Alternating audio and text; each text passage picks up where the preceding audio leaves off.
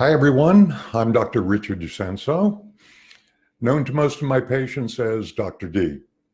Today, we're going to be continuing our journey beyond medicine, exploring a new way of thinking into an area called vicious cycle disorders. Now, before we get into the details, just a little housekeeping here and some foundational material and some background information. First of all, we've got some major storms moving into Virginia Beach here. It's a little cloudy, overcast, a little light rain, but as this storm system continues to impose on us, I want to be sure that you're getting direct contact, audio and video. So if you can hear and see okay, just click the wow button, click the heart button, click the like button, just communicate with us, let us know you're getting the signal okay. As we go through most of the material today, you're welcome to comment, you're welcome to ask questions, and because of the nature and the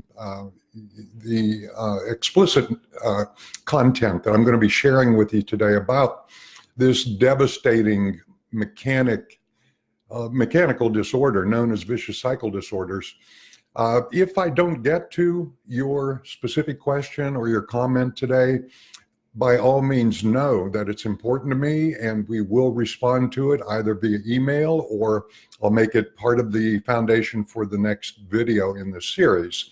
So don't hesitate, ask and receive, basically.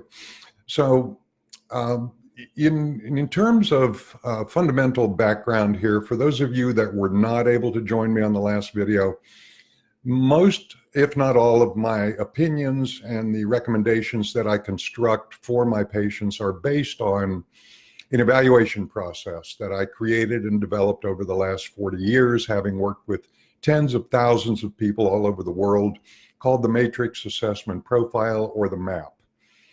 Now, I'm going to share some details concerning the MAP so that you understand where vicious cycle disorders fit in and how they're interpreted in light of the MAP. But before that, I want to share with you one of the reasons that I ultimately was frustrated enough to develop a system on my own for evaluating and determining what's appropriate for the whole person in order for them to be healed of, or in order for them to allow them to resolve, improve chronic and non-responsive symptoms. And a large part of this was from my very early days as an intern in a very unique internship program at Cedars-Sinai Hospital in Beverly Hills, where we were basically evaluating what kind of alternative therapies work, which ones had value, how they worked, why they worked, who they worked for. And one of the first things I noticed, not only in this internship, but in subsequent specialties that I was credentialed in, licensed in, experienced in, educated in over the next 40 years, I had one question that continually plagued me. And that one question was why? Why do two people, same sex, same age, same socioeconomic background, same behaviors, same diet, virtually same everything, just in a different body. Why do these two people experiencing the same symptoms, having received the same diagnosis, having been exposed to the same standard of care treatment protocols, get two entirely different results? One got well, the other one either got worse or got no results. The answers I was getting from my colleagues and from professors and from interested parties in other specialties was simply that, well, we don't really know, or you need more education, you need more training, you need more experience. So I hopped on that bandwagon and I started to involve myself in postgraduate education. Things like 2 years at the Spine Research Institute in San Diego, a number of years in orthomolecular nutrition, a number of years in every conceivable alternative in terms of therapies, nutrition, applied kinesiology, even ending up prior to completely developing and perfecting the matrix assessment profile, 10 or 12 years as a forensic examiner. And that was kind of a turning point for me as I testified as a forensic examiner in a number of controversial cases here in the state of Commonwealth of Virginia. And I would sit on the witness stand almost in awe because I was hearing a story with two different opinions as to the validity of that story and two different interpretations of that story being presented to a jury and to myself. The jury's fundamental purpose was to render a decision as to whether or not there was validity and to what extent it was valid and to what extent this individual who told the story was entitled to some kind of reward in the form of benefits or some kind of settlement, and the other side basically saying nothing happened, no real damage here, no real reason to provide any kind of compensation. Well, this kind of perplexed me because I was sitting on the witness stand being held to the responsibility of interpreting what were believed to be the consensus of facts in this situation, but I came to the same conclusion and arrived at the same dilemma. Why? How can this possibly be true? How can there be two different opinions about something so obviously and directly related in the terms of a consensus of facts? Well, this fit in very well with the model I was developing in terms of the matrix assessment profile, because something Hippocrates said kept ringing in my head, and that something was, it doesn't matter what the symptoms are, what the disease is, what the disorder is, what the diagnosis is. What matters most is who the person is that's experiencing these things. Now, that's a critical point in terms of the application of the matrix assessment profile, because in my 40 years of experience, it's one of, if not the only, evaluation process that takes into consideration the whole person. Now, this whole person, or the human matrix, as I call it, is composed of three primary and very influential elements. One of them, I call them realms, by the way. One of them is the structural realm, which is kind of obvious. And by the way, Steve, you sent me an email, made a comment, asked a question about how carpal tunnel fits into this whole thing. And I'm going to use that as one of the examples to demonstrate to you how common symptoms can relate very easily to the concept of vicious cycle disorder. So we have structure as one of the major components of the human matrix. We have biochemistry, which is in fact an isolated element within the human matrix, but it's also a transitional element, as you're going to see, among and between the other realms. First one being structure, biochemistry, and then the third realm, which rarely gets discussed, evaluated, or diagnosed, is that of the virtual realm. And the virtual realm contains things like emotions and feelings and thoughts. But also, this is the realm of psychology. This is the realm of spirituality. This is the realm of developmental trauma, shock trauma, and all of the unseen components of the human experience. So the majority of vicious cycle disorders have a significant component that is virtual, and more specifically associated with the development of a vicious cycle disorder. So in addressing Steve's question about carpal tunnel, but also in refining our understanding of the matrix assessment profile, the virtual realm, vicious cycle disorders, quite simply, you could probably give me the definition of a vicious cycle disorder. Obviously, it's very similar to the concept that we've come to know as insanity. If you continue to do the same thing over and over again and expect a different result, then basically you're crazy, you're insane. Well, obviously we've evolved a little more beyond that, and we've begun to incorporate concepts that we're going to touch briefly on today from a variety of realms, including things like structural analysis, biochemical analysis, nutrition, diet, respiratory compromises, things like behavioral analysis, psychology, but we're also going to touch on things that are a little deeper, no less relevant, that come from the world of physics and quantum physics. And I'm going to show you how a lot of the thoughts and concepts that evolved out of these basic premises of quantum physics are really relevant to this entire whole person analysis. And things like when you change the way you look at things, the things you look at change, correlates very specifically to one of the primary experiments performed in quantum physics, which was the double slit experiment, which basically disclosed the probability, the likelihood, the statistical and inherently obvious concept that when you observe something, you change it. It's the observer effect. And so essentially nothing exists until you observe it. And so one of the tools, one of the strategies that you can implement using certain very specific processes as part of your daily discipline in order to change what your experience is in life is that of the observer effect. So in other words, what you focus on expands, energy flows where attention goes, all basically saying the same thing, that there are possibilities that exist all around us all the time, infinite possibilities. But in order for those possibilities to become probabilities, we need to pay attention to them.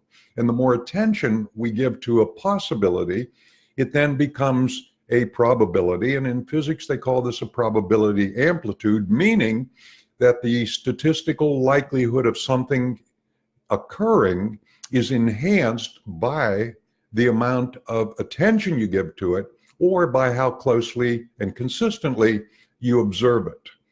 And then how you observe it is going to become important in terms of how this relates to the vicious cycle disorders. Because as you're going to see, this entire process can be summarized in one sentence. Really, you and I are the biological end products of our interpretation of our perceptions. Now, this is really important. It's fundamental and it's key to understanding vicious cycle disorders and to developing protocols for the management of, the improvement of, and the resolution of chronic and non-responsive disorders. So basically, a vicious cycle disorder is something that occurs as an effect as a result of the amount of attention that you give to it. So it's a certain thing, it's a certain thought, it's a certain behavior that is performed on a regular basis that ultimately is going to produce an effect. And those of you familiar with my book, Beyond Medicine, Exploring a New Way of Thinking, know that in the introduction to the book, I listed a series of caveats or guidelines that I've used in the process of developing the matrix assessment profile and developing my style of perception and analysis in terms of the information that you provide me with during the initial phases of evaluating the human matrix. And these are things like a very comprehensive history form, a symptom survey, questions concerning your beliefs, your behaviors, your diet, your exercise, your sleep patterns, your feelings, your emotions, your thoughts about yourself, about other people, about things that are occurring in the world, all part of evaluating who it is that you are, aside from and related to the symptoms that you're experiencing. And in doing so, it helps me to understand why what we're seeing in the biological fluid analysis, which is a huge part of the matrix assessment profile, why we're seeing the compromises, the imbalances, and the deficiencies that we're seeing. So in essence, to move into the virtual realm from the biological fluid analysis, essentially that's a large part of what the matrix assessment profile is. So we have your history, we have your symptoms, we have a lot of information about who you are as a person, but we also have samples of urine and saliva. And we have a piece of software that's been integrated into our existing software so that I no longer have to have a live blood draw to determine what the blood findings might be if we had a live blood draw. And this is simply a mathematical algorithm that was incorporated into the software. So not only do I see what's occurring in the saliva, what's occurring in the urine, what's occurring in the biological fluids, but I have a good sense of what would be occurring in the blood as a consequence of these imbalances and deficiencies and compromises in those two live fluids. So that being said, we've got a pretty comprehensive picture of who you are as a person, what kind of experiences that you are creating, contributing to on a day-to-day basis, which is essentially the foundation for vicious cycle disorders. So how does that translate to something like carpal tunnel disorder? And why are they even probably related? Well, Steve, I don't know you. I haven't seen your map results. All I know is that you had a question about carpal tunnel. So I want to share some of the possibilities associated with the experience of a carpal tunnel symptom.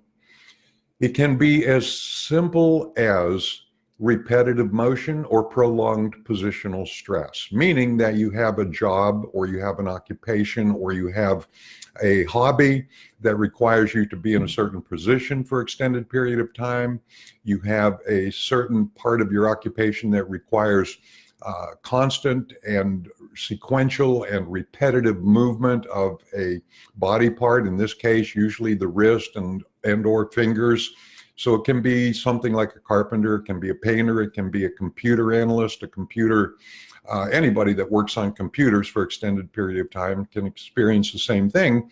And if in fact that is the source of the symptoms of carpal tunnel, then yeah, there's some specific things we need to do based on, again, the caveats in the introduction to my book, one of which is when you hear hoofbeats, look for horses, meaning start where you are, address the obvious and assume the obvious until and unless you have information that suggests that this is in fact related to a biochemical compromise and or a virtual realm compromise associated with a vicious cycle disorder in the realm of thoughts, beliefs, behaviors, emotions, feelings.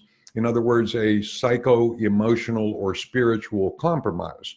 Now, how could those two things be related? Well, I worked with a patient in the recent past who came to me as a result of injuries, symptoms associated with those injuries that were acquired in a car accident.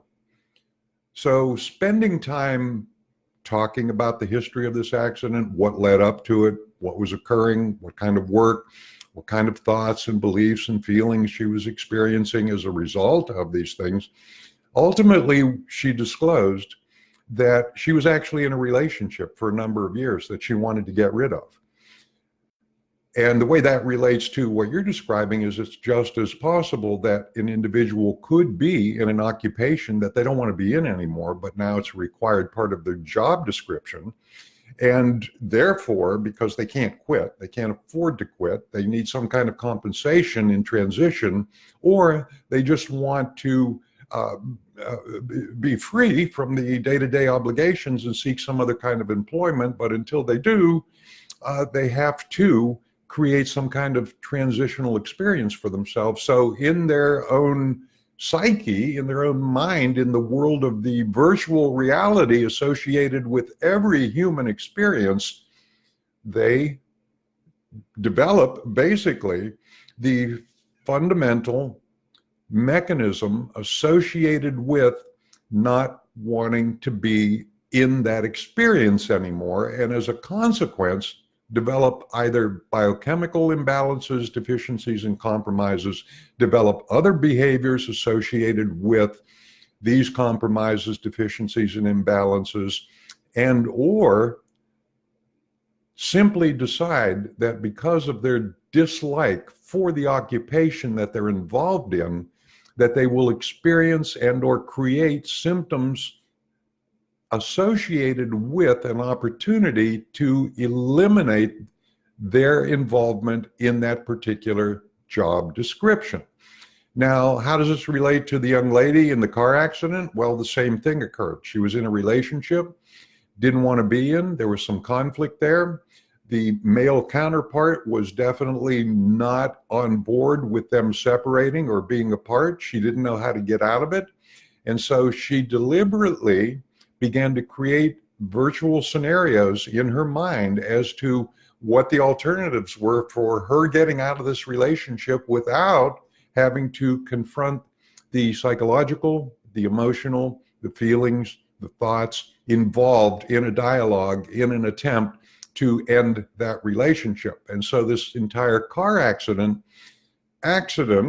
was a consequence of this persistent pattern of thoughts, beliefs, feelings, emotions that she had generated over a period of years, culminating in this accident and subsequently leading to her being confined to a wheelchair for close to a year, at which point the male counterpart in the relationship decided, I can't handle this. This is not something I'm okay with.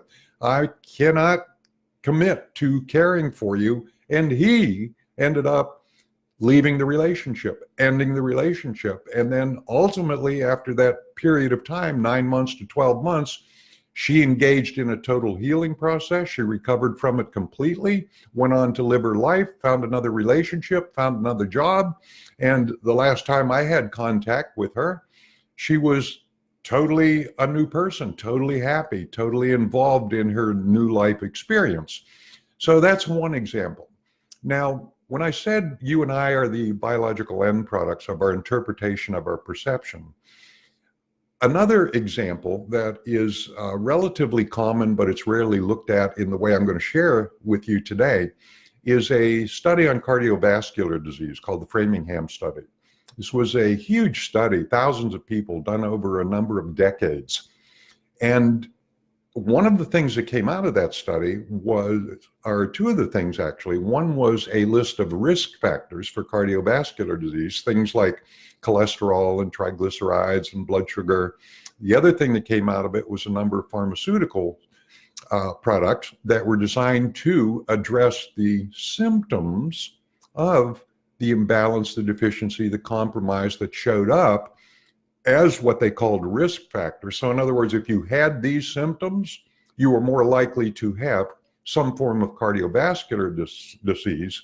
However, when this study was evaluated years later, and quite recently, within the last decade, something amazing was discovered.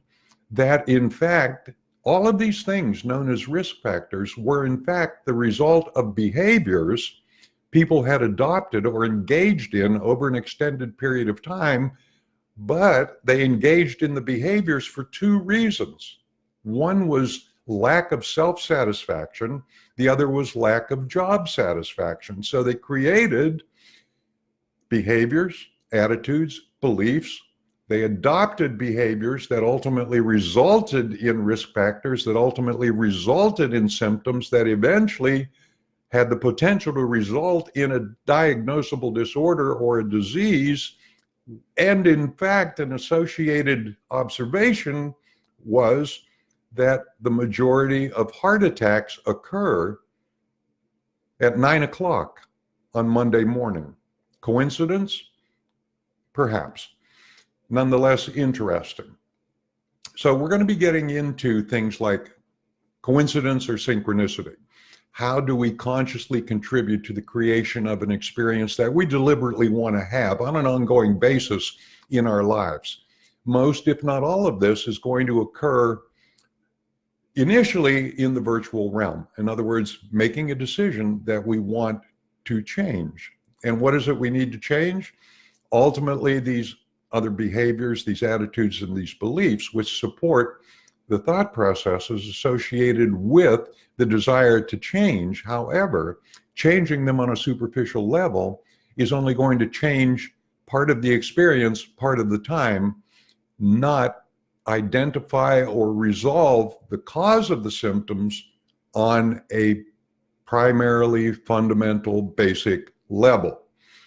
So, for instance, we have concepts with inside and outside of the world of physics and quantum physics that have been well studied. And up until recently, for instance, in the world of psychology and quantum physics, where the two come together, we have a study on thoughts and how thoughts affect the mind, how the mind then generates emotions, how the emotions dictate a huge portion of what you're going to experience physically, and how to identify, how to interact with those. But the interesting part of it is that until recent studies emerged from the Cleveland Clinic, also evaluating thought processes, the accepted and the consensus of opinions was that we have approximately 50 to 70,000 thoughts a day.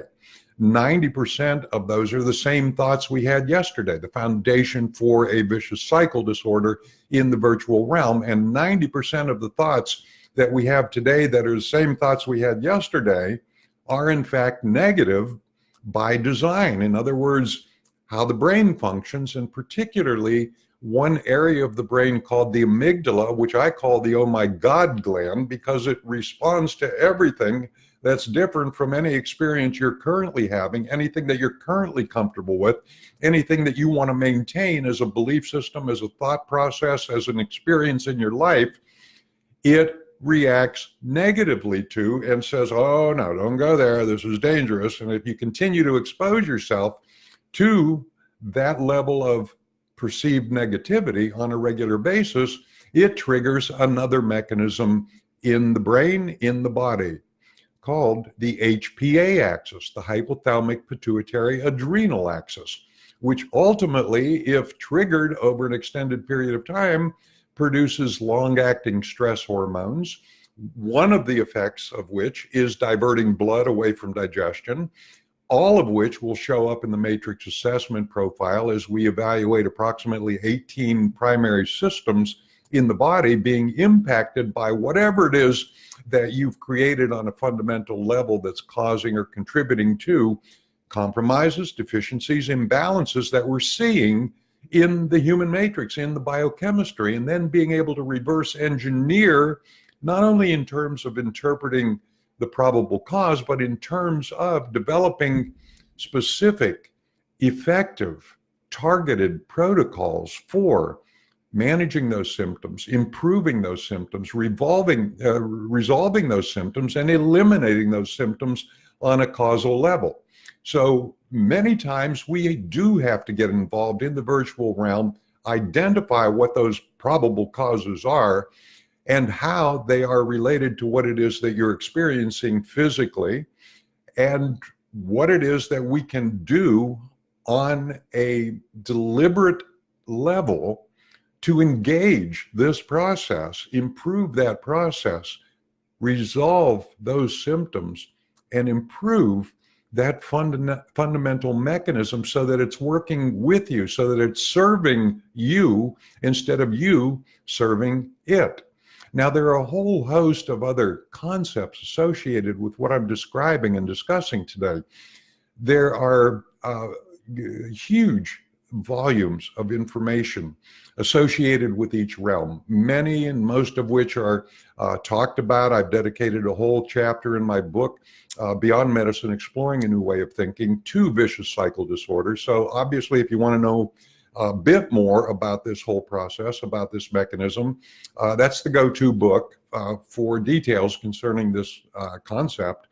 And, you know, at the end of this video, or even before, you can go to My Matrix Map, all lowercase, all one word, and there's information on the website about vicious cycle disorders. You can see a special offer, an opportunity to purchase the book on the website.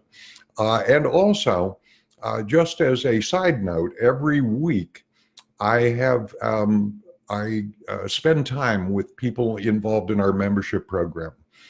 And the membership program essentially is every week I spend an hour on the phone dialoguing with clients who are involved in the membership program, and I answer their questions. I interact with them concerning any issues they have or any questions that they have, but I also spend part of the time sharing additional information, digging deeper into concepts like vicious cycle disorders, but also every week I provide a membership audio and or video dealing with the science behind the science.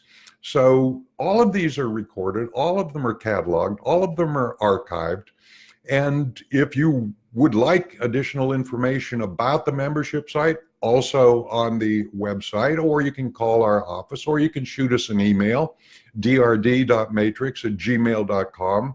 And obviously, we can't cover each of the realms, the human matrix, this entire process of the matrix assessment profile in one short video, but this is the purpose of this series of videos. This is the purpose of the opportunity created by this interaction, so that if you want more information, if you need more information, if you'd like to become involved in, or you feel that this can be an important part of helping you to resolve, improve, eliminate your symptoms, then here's the opportunity.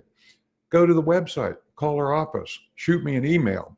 We'll provide all of the information, or worst case scenarios, if you go to the left on your screen, you can click the button associated with a free ebook and a free 1-hour audio download describing the matrix assessment profile in detail.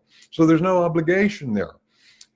In any event, if you're interested in any way, shape, or form, please visit the website at least, and if not, join me again in 2 weeks when I'll be presenting an advanced dialogue, an advanced discussion, an in-depth discussion about more aspects of the virtual realm, more elements involved in vicious cycle disorders, how they correspond and correlate with the other realms of influence, the biochemical, the structural, and most importantly, how they're relevant to your experience as a whole person, how I use this information to develop protocols designed to turn your symptoms into solutions.